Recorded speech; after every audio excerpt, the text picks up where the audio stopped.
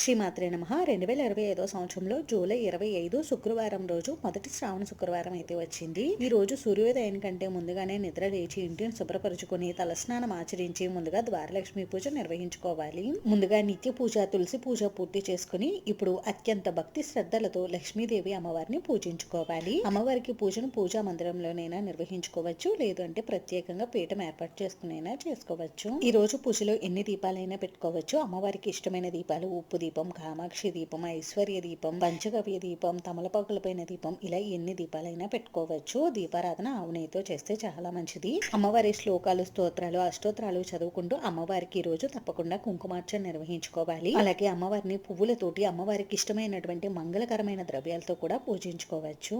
పూజ పూర్తయిన తర్వాత అమ్మవారికి ధూపం, దీపం, నైవేద్యం సమర్పించాలి. నైవేద్యంగా అమ్మవారికి పాలతో చేసిన నైవేద్యాలు కానీ, లేదు అంటే ఏవైనా ప్రత్యేకమైన నైవేద్యాలు కానీ తయారు చేసి నివేదించవచ్చు. ఇంకా తాంబూలం, కొబ్బరికాయ కూడా నివేదించి అమ్మవారికి సాంబ్రాణి ధూపం చూపించండి. అమ్మవారికి ధూపం చూపించిన తర్వాత ఆ ధూపాన్ని ఇల్లంతా కూడా చూపించండి. తర్వాత అమ్మవారికి కర్పూర నీరాజనం సమర్పించి నమస్కారం చేసుకోండి. ఈ విధంగా మొదటి శ్రావణ శుక్రవారం రోజున అమ్మవారిని ఉదయం సాయంత్రం వేళల్లో పూజిస్తే అమ్మవారి అనుగ్రహం వలన అఖండమైనటువంటి ఐశ్వర్యం, సౌభాగ్యం, సిరి సంపదలు, సమస్త కోరికలన్నీ కూడా నెరవేరుతాయి.